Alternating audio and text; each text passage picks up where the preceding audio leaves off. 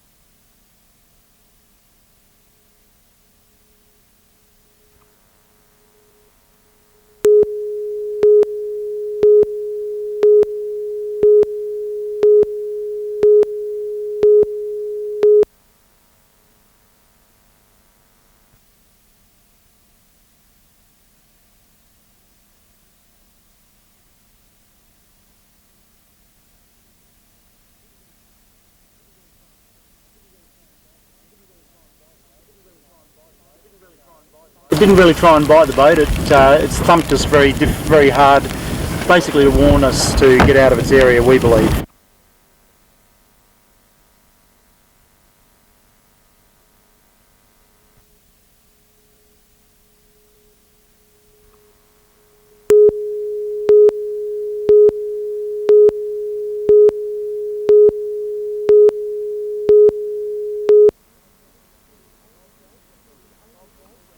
Bob Baldwin is the only Liberal candidate standing for pre-selection. There is a lack of political leadership on the ground in the Hunter Valley. For the Port Stephens councillor, it will be a familiar showdown against old rival Labor's Bob Horne. I guess it's better to have the devil you know than the devil you don't know. Mr Horne won the seat in 1993 but then lost to Mr Baldwin in the next election, scraping to victory in 1998. The National Party newcomer is Ian Shaw, a third-generation beef producer and Gloucester councillor. I believe the needs of rural and regional Australia have to be met, and the Paterson electorate is certainly in that vogue. But there will be an X factor in this year's election. The electorate boundaries have changed under redistribution. Maitland is no longer included in the seat of Paterson.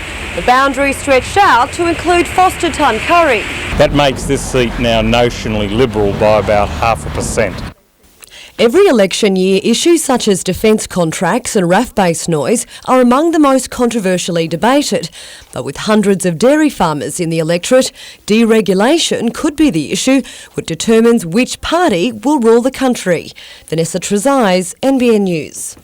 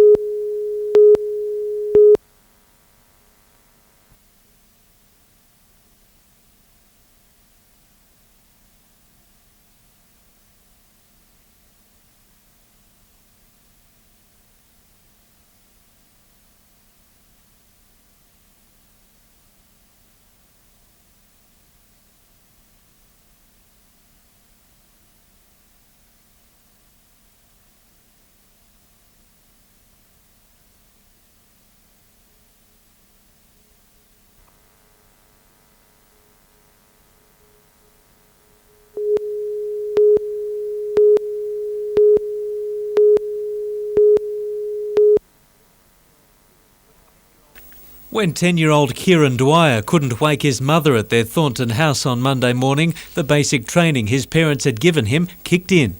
I grabbed the jelly beans, tried to give it to her. She wouldn't take that, so I tried to do her sugars. She wouldn't do that, so I called the emergency line.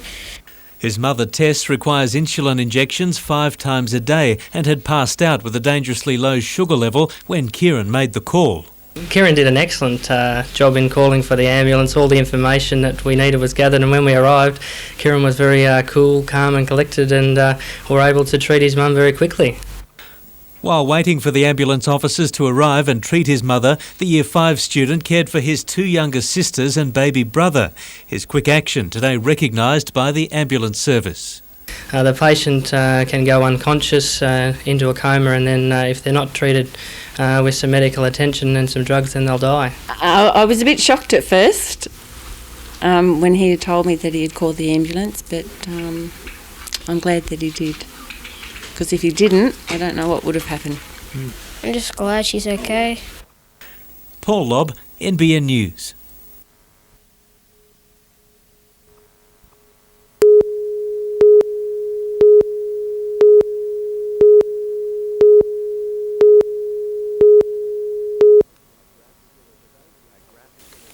A graphic illustration of the amount of rain falling on northern New South Wales. The waterfall way between Dorrigo and Bellingen became just that, and while some drivers still ran the risk, the Bellingen Valley is isolated in every direction. SES volunteers spent the day braving the swollen Bellinger River, transporting life-saving medicine and meals to a town effectively cut in half by floodwaters. Tonight they've evacuated 2 local caravan parks and a rural residence. The river was expected to peak an hour ago. Further inland, the state's northwest is again under Mother Nature's heel.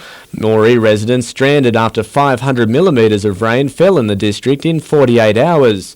Many properties are without telephone services and within reach of the floodwaters. SES and locals have tonight conducted medical evacuations, rescues from stranded vehicles and food deliveries, but they're hoping the worst is over. Meanwhile, emergency services in Lismore are preparing for the possible evacuation of houses in low-lying areas of the city. With the Wilsons River expected to reach 10 metres if the heavy rain continues, shop owners and caravan park residents were taking no chances earlier this evening, moving to higher ground. Colin Baldwin, NBN News, late edition.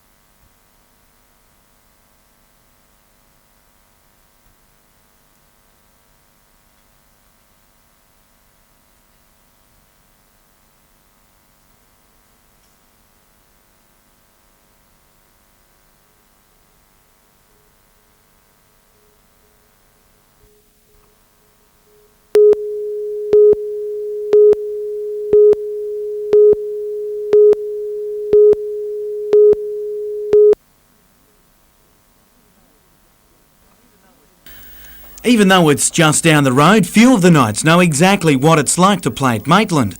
With that in mind, the club's coaching staff gave the venue the once-over today, ahead of the trial against Parramatta. The surface actually looks quite good, and if it doesn't rain any further, I think we can look forward to a pretty fast track tomorrow night. Prop Clinton O'Brien could play if he had a pain-killing injection, but his coach would prefer he rest the injured shoulder with the long season ahead. Clinton's withdrawn yesterday. He's not quite right, and we don't think we should risk him at this stage. That'll mean much more game time for Matt Parsons. The big front rower will head out for his first game this year after setbacks from off-season groin surgery and calf muscle problems, which slowed his return. We'd like to probably start Matt now and just see what he can cope with and what he can get through. From his point of view, it's probably going to help him a little bit. The match will also be a return of sorts for the likes of Mark Hughes, Bill Peden and Andrew Johns, who finished their schooling at Maitland, while the night will also host a new visitor with the league's World Cup to be on show as well.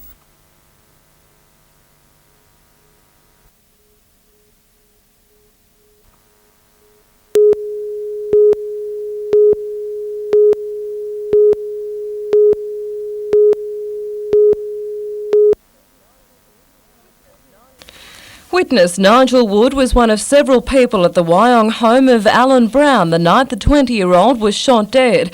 Giving evidence in Supreme Court today, he recollected events from the 3rd of October 1998, saying he ended up at the Levitt Street home after drinking with friends at a nearby hotel. Shortly after midnight, he said he heard a loud bang on the front door and got a glimpse of someone in a black balaclava. He said, "In that split second, I ran out the back door." Crouching from behind an abandoned car, Wood said he continued to hear loud banging noises coming from inside the home as though it was being torn down. He said he also heard threats with a male voice saying, "I want the money, I want it now."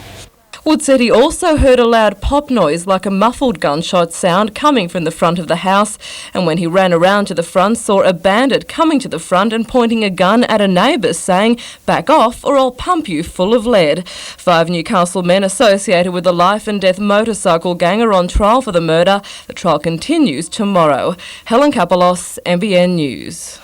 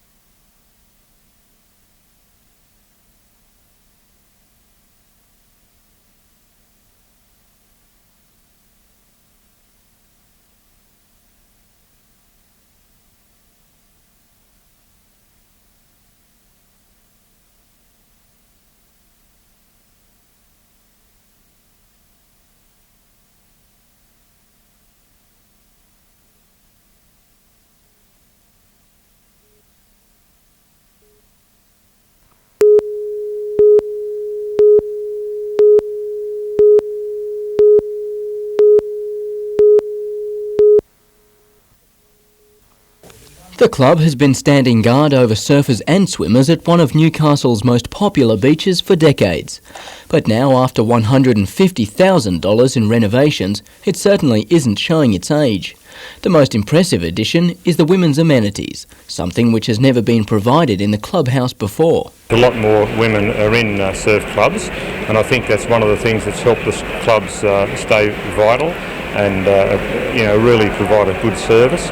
While council donated more than $55,000 to the project, it was the volunteers who generated up to $80,000, making the upgrade possible. And in appreciation, the renovations were dedicated to 2 such members, John Adamson and Sue Bernasconi. When you've got a vibrant club, a club that's keen to get on and be right at the pinnacle of surf lifesaving, you've got a safe beach. The club now also boasts a new balcony, a meeting room for club members and a bigger boat shed for the vital rescue equipment, which makes Australian beaches amongst the safest in the world. No one's been lost between the flags in almost 100 years. The surf lifesaving movement in this area has an impeccable record in that regard. Adam Harper, NBN News.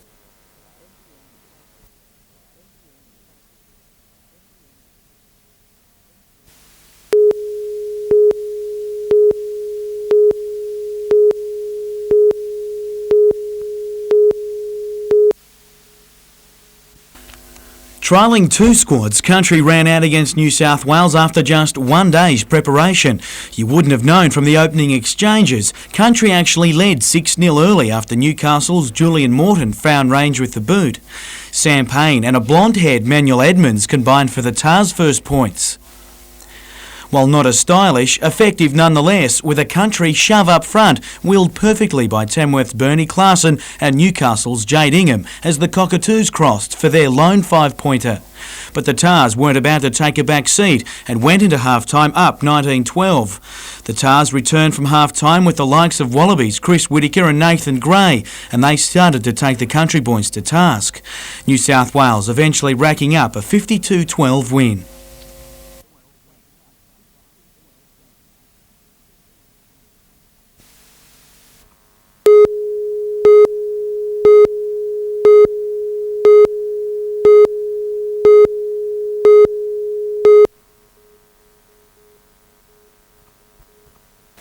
He might be better known as the public face of Clean Up Australia, but Lake Macquarie is still very close to Ian Kiernan's heart. A yachtsman and chairman of the Premier's task force on the lake, he believes its health is improving, but adds its greatest threat isn't posed by industry. The power companies have been criticised continually for polluting the lake. They are not the major polluter. Urban disturbances. A view that the lake belongs to everyone is one he'd like to see adopted locally, and it's such a community approach that will be pushed again on March the 4th during Clean Up Australia Day. The focus this year will be on illegal dumpers. And I'm not much into the dob-in technique. It's quite un-Australian, but I think in the case of illegal dumpers, dobbing them in through community and council surveillance is appropriate. Rising numbers of cigarette butts are another concern. If the smokers could simply look after their butts a bit better, well, they could knock off the most common item found on Clean Up Australia Day. 1,300 Hunter volunteers took part in 2000. Organisers are hoping for record numbers this year. Colin Baldwin, NBN News.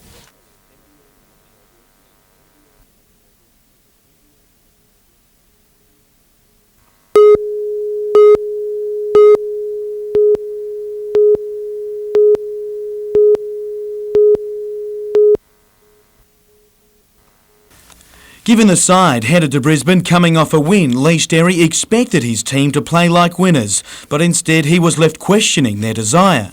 Certainly there'll be a few blokes put on notice, and there'll be a few blokes that may not be training too long with the first grade side.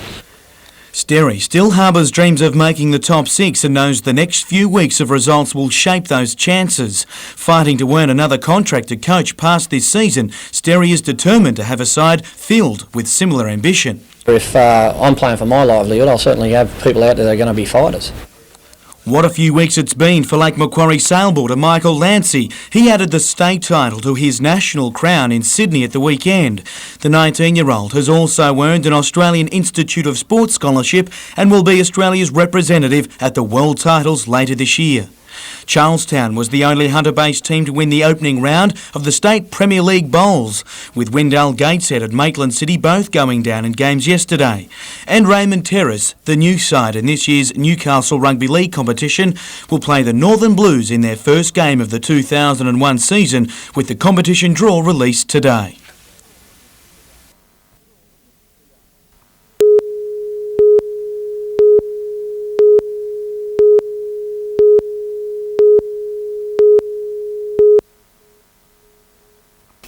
The Newcastle and Hunter Business Chamber wants the creation of a Hunter Transit Authority, which would take over state government responsibilities. What we need to emphasise the fact is that the key shareholder in this is the state government, and the parties that would be assisting would only be assisting government in coming to a decision-making process that's going to be of benefit to the people of the region of Newcastle. Among a wide scope of issues, the body would manage a decision on whether to keep an inner-city heavy rail corridor. A decision needs to be made, and there needs to be some leadership on it, and for goodness sake, let's get it done now rather than waiting another 20, 30 years. It's just absurd to think we've gone on this long. Leaders of the Business Chamber first raised the concept with State Transport Minister Carl Scully late last year. Since then, they've heard nothing and will now again write to the Minister, pushing for the urgent establishment of a steering committee to investigate the plan. There's merit in that proposal. It needs to be worked through because there is certainly a great need to enhance public transport. But State member Bryce Gaudry believes the Carr government won't support a Hunter Transit Authority, claiming there are already moves underway to solve Newcastle's transport woes. In my view, the State Transit Authority is already undertaking a review. It has made it clear that it will do that within the next 3 years of its Sydney and its Newcastle services. Vanessa Trezise, NBN News.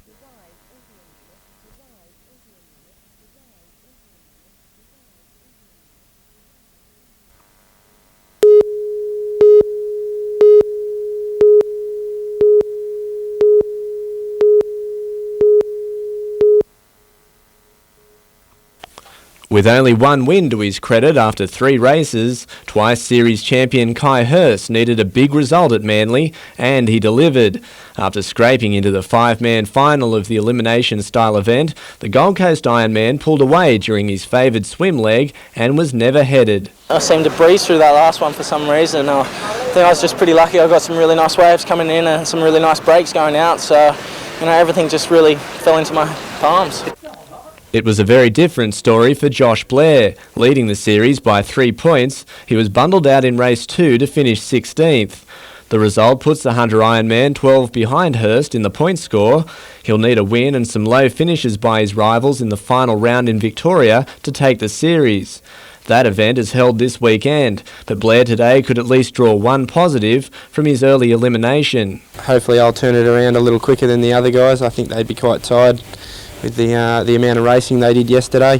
So I think, going down to Portsea, it shouldn't be a problem. In the Iron Woman, Reen Corbett took her 4th straight win to tighten her grip on the title. The Central Coast Sarah Kennedy was 5th and remains in 2nd spot, while the Hunters' Carly Reid finished 13th. Colin Baldwin, NBN News.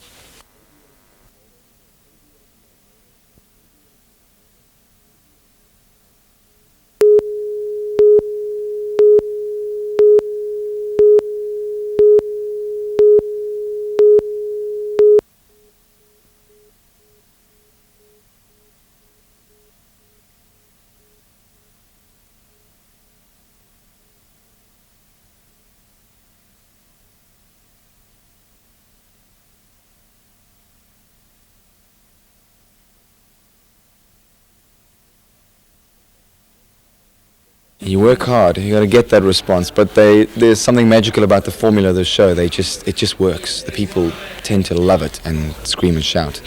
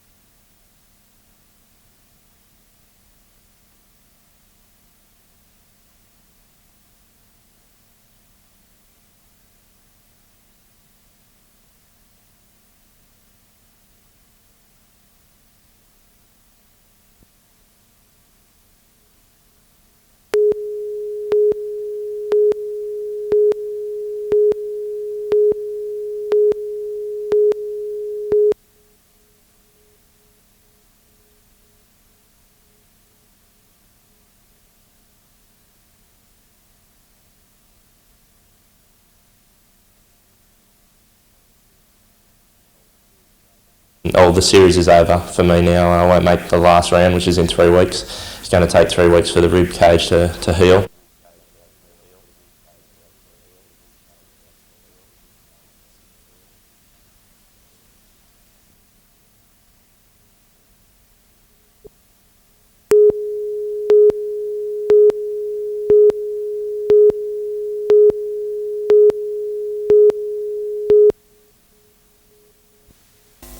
As if surviving deregulation of the dairy industry isn't hard enough, 2 months with almost no rain further tested farmers. As temperatures soared, milk production dropped at a time when they could least afford it. And under normal conditions they would have just supplemented the feed, but with deregulation the profit margin isn't there in the industry now, and so a number of them were in fact letting the production slip rather than putting their hand deeper in the pockets. Milk even had to be imported from interstate to meet local demand. Beef producers in the Hunter were also feeling the heat. After record prices late last year, suddenly selling stock became a consideration and industry prices would have plummeted. This good spell of weather, wet weather, gives them another option, and they'll hang on or let the cattle grow out, so they won't be forced to sell them. It means pastures are greener and farmers can make ends meet. Some areas have had good runoff and had 3 or 4 inches or more. Others are only an inch or so. But this good steady rain, another couple of inches of this, and then a bit of a spell, and then another few inches in a few weeks' time, and we'd be laughing. Brooke Webster, NBN News.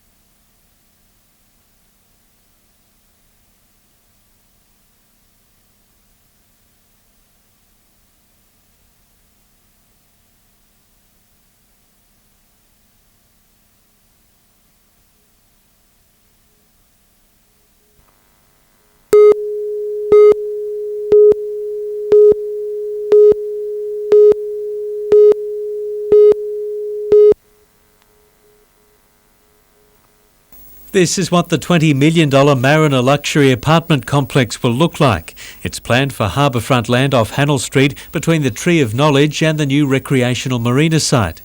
If approved by the Department of Urban Affairs and Planning, it'll add to the already blossoming area. When you consider that people are paying somewhere between $285,000 and $320,000 for 3-bedroom townhouses facing the water in Linwood, and again we have a development here in Hannell Street near the Albion Hotel, but obviously right on the harbour, and people will be paying in excess of $500,000 for luxury 3-bedroom apartments.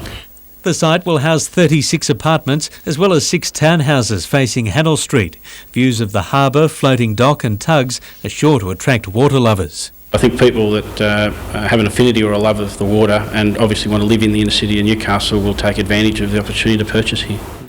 Meantime, still no work underway on the adjacent marina site. Earthworks are expected to start within the next 3 months. Paul Lobb, NBN News.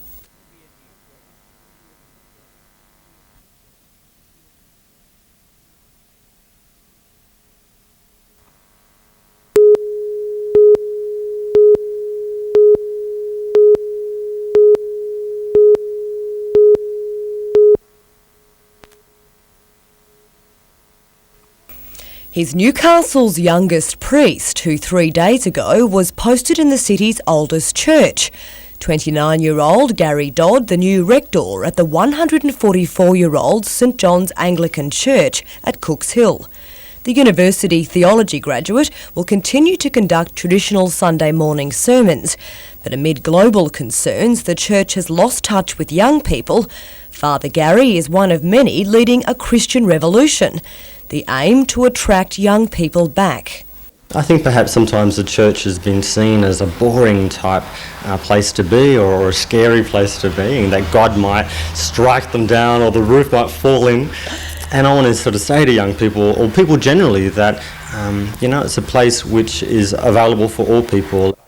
The music lover wants to hold non-traditional Sunday night gatherings and is putting a band together. It's an unprecedented break with convention at the church, which is located near Derby Street, an area boasting a growing population of young people. So I think, there's a lot of people here which would like to grow, I guess, spiritually and interpersonally. While a band name hasn't yet been decided, any interested musicians are asked to contact the church. The first contemporary services start in a few weeks. Vanessa Trezise, NBN News. The first contemporary services start in a few weeks. Vanessa Trezise, NBN News.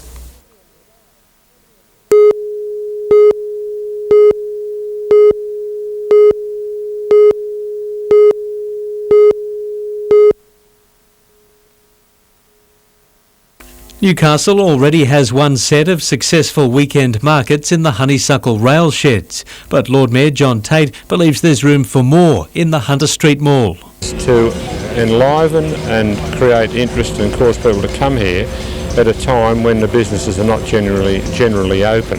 So that's the weekends. Now people that get used to coming here for markets over the weekend are likely to come here through the week. 120 stalls would be let, adding to the character and diversity of the area. I reckon it'd be a good idea because it'd create a lot more people into the mall, so definitely it'd help. And I think we'll see in time a very vibrant location, very vibrant area where people will want to come and relax and have coffee and do all the sorts of things that we see happen in places such as the Rocks. The operator of the Honeysuckle Market says he welcomes the mall plan if it brings more shoppers to the inner city. Paul Lobb, NBN News.